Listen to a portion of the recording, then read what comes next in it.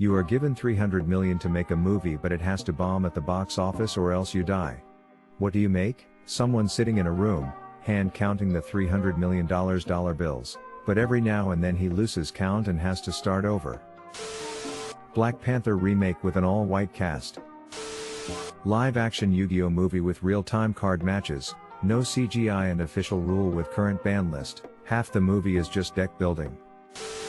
Take $295 million as the exec producer and make the movie with amateurs and filmed on a cell phone. Filmed vertically on the cell phone too. Filmed vertically, but rotated and shown horizontally in theaters, so the viewers have to tilt their heads the whole time. Something with a 10+ hour runtime, an enormously complicated storyline, no particular actors of note, and a trailer that's full of long dead jokes. Do the characters spend the first 45 seconds of the trailer screaming WhatsApp at one another? That could easily fill the first 45 minutes of the movie. Moving the dot, the story of the Dewey Decimal System. Edit, thank you kind stranger for the gold. Looks like I'm totally going to die. Everyone is interested in seeing this movie. A live-action adaptation of another manga/anime/cartoon. Live-action adaptation of Uali, starting a Roomba with a store-bought Valentine's Day heart antenna, in my house. Supporting actor of me, sitting in my chair playing Switch being a fat piece of shit. Edit, thanks for the gold kind stranger, D. I remember a Twitter post saying recreate the Twilight movies, but instead of Robert Pattinson as Edward, it's Kanye West, except he doesn't know he's an actor in the movie, so I'd probably do that. You'd absolutely die. Coming this summer, it's the sequel nobody asked for, and nobody wanted, Super Mario Bros. 2. Same cast, same plot. Live-action Caillou. A buddy road trip movie that takes place in the Rwandan genocide, and then they go back in time for some reason. A buddy road trip movie that takes place in the Rwandan genocide, and then they go back in time for some reason. Hotel Rwanda. Guy buys $300 million worth of stuff. The motion picture already did it. It was called Brewster's Millions and it did $45 million at the box office in 1985. Way too successful. Also, there is a guy doing this on a smaller scale on YouTube, Mr. Beast. The Last Airbender 2, with the same cast and everything, except that Iroh is completely cut from the story and Appa has been replaced with a regular donkey. Arnold Schwarzenegger as a struggling elderly man whose life dream is to be a party clown. He eventually becomes a clown and everyone is terrified of him. I would watch that. Yeah, this sounds like something that would be winning awards at Sundance or Cannes. No idea yet, but it will take at least 50 years to make it. Boyhood 2, Manhood, Boyhood 2, The Manning. Another Robin Hood movie no one asked for. Christopher Robin Hood. He steals from Pooh and his friends and gives to himself. He steals from the rich and gives to the Pooh. Paul Blart time traveling through history on a Segway solving all the world's past wrongs. Paul Blart stops World War I, World War II, 9/11, Columbine. His original movies act. Paul Blart, Time Cop, even a broken cop is right twice a day. Edit, I don't know what the hell I'm supposed to with all this gold and silver. Kevin Spacey playing a guy accused of sexual assault but is innocent. I'd have Harvey Weinstein producing it and playing a cameo of himself.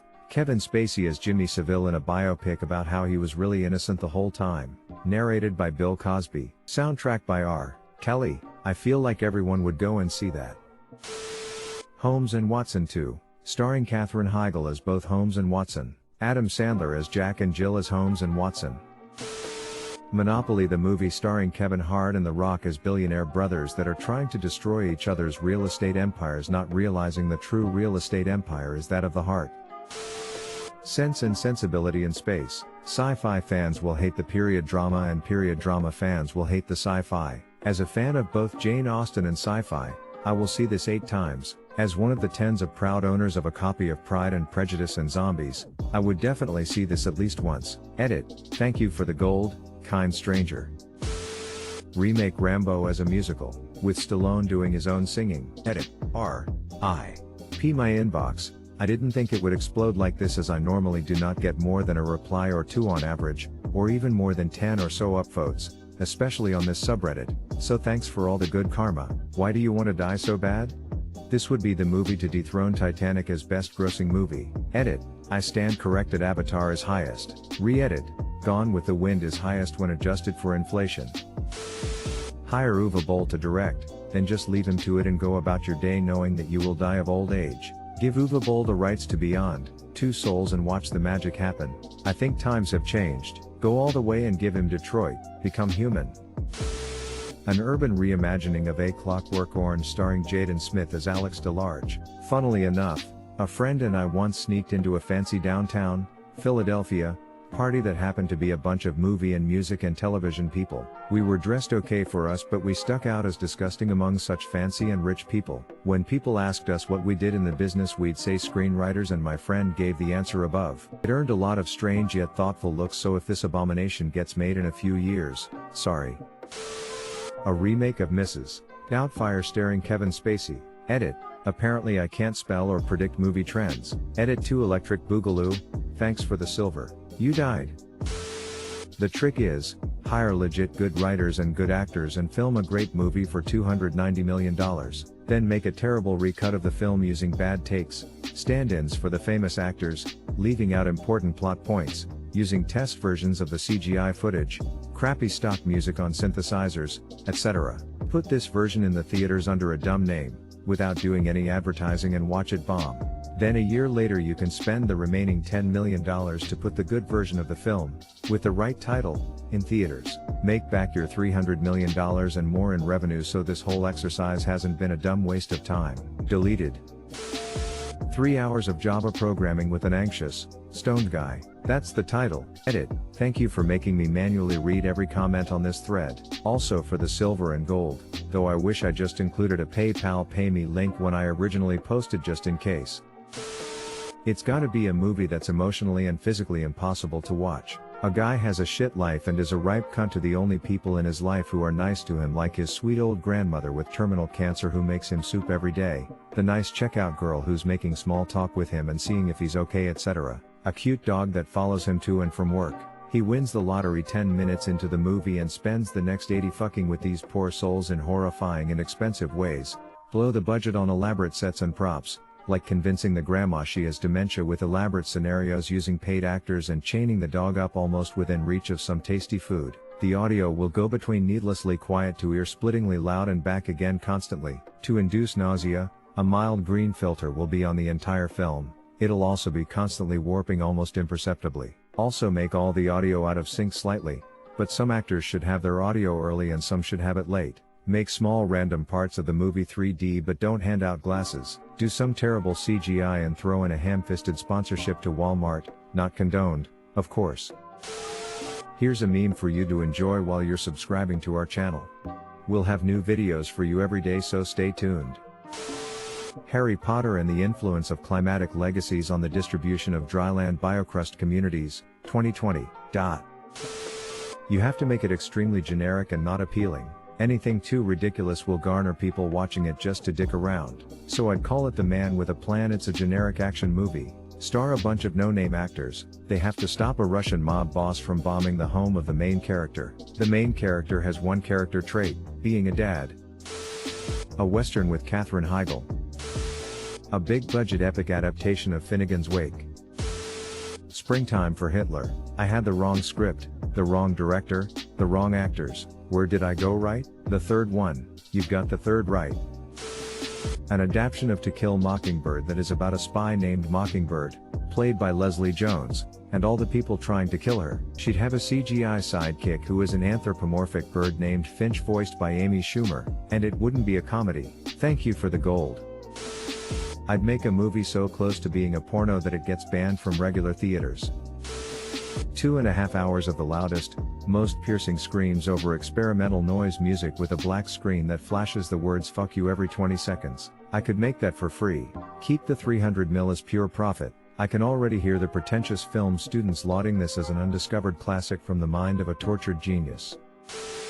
Steven Seagal stars in Fat Martial Artist in Russia, so it's a biopic?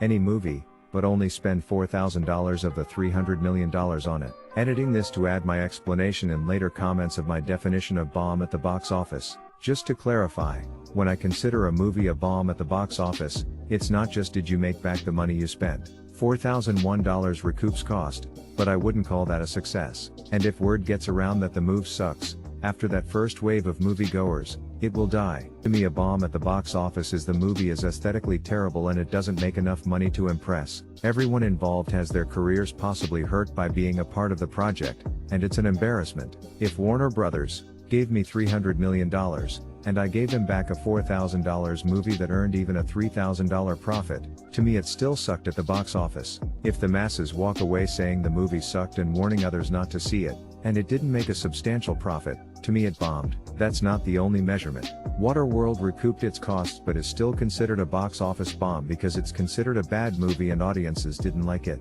Justice League made back its costs, made a huge profit, and is still considered a box office bomb because many people think it's a terrible, disjointed, highly disappointing movie. They tried to rescue it with another director, and it's still mediocre. See also Paul Blart 2, made a profit, still considered a bomb. If Holmes and Watson recouped costs and made $3,000 in profit, it would still be a box office bomb. And they only missed their mark by about $3 million. Always a risk making a deliberately bad film. Still, I think it would be a good idea to commission a comedy, based on whatever was cool last year. I'm thinking emoji movie type idea. Maybe I'll commission Flappy Bird, do a couple of read-throughs, any joke that gets a laugh, I'll personally rewrite to make funnier. Sack the director halfway through. After completion, demand arbitrary scenes are cut.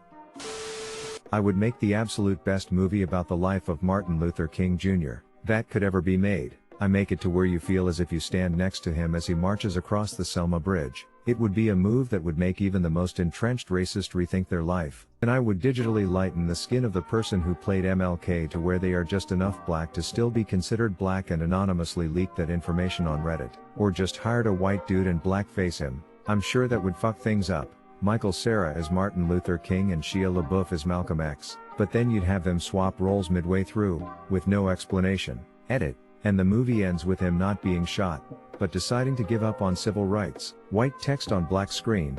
In 1969 Martin Luther King moved back to Africa. A Jar Jar backstory, the musical. What Women Want, Part 2, starring Bill Cosby. Edit. Zip Zop Zoobity Bop. Thanks for the silver and gold. I think you'd fall asleep for most of it. Edit. Thanks for the silver, gold, and platinum. A remake of the Harry Potter series, but everything J.K. Rowling has retconned on Twitter /Pottermore is not only in the movie, but made incredibly obvious. I make an animated movie with my friends and call it Doggy Style. We voice all the characters and make it more raunchy and less politically correct than Sausage Party. The main storyline is about an old male dog with a small dong who can't find work. He finds a niche porn fetish for small peepees and goes for an audition. He makes it so big in the industry that he moves on to banging normal paw stars. Adriana Barkic, Peta Jensen, Gillian Barker, Christy Snack, Janice Woofith, etc. You get the idea. I then pay $100 million from that budget to foreign agents to call in threats to anyone seeing the movie opening weekend. No one goes to see it. I live, and it probably becomes a cult classic after its DVD/Blu-ray release due to all the controversy. A Harry Potter remake where Harry is a black woman called Hannah and Ron is a buff lady called Ruby and Hermione is a boy called Henry. Everything else is the same other than Voldemort is a drag queen still played by Ralph Fiennes. Edit. Obligatory thanks for my first award. Don't give Rowling any more ideas. A few tweets from her and this will be official canon. I never explicitly described Harry as male in the books. Time-traveling zombies that travel back in time to eat themselves, therefore stopping the outbreak before it starts. But alas, them traveling back to stop the outbreak is what caused it. Written by M. Night Shyamalan. Edit. You guys weren't supposed to like the idea. Guess I'll die. Edit. Thank you for the gold.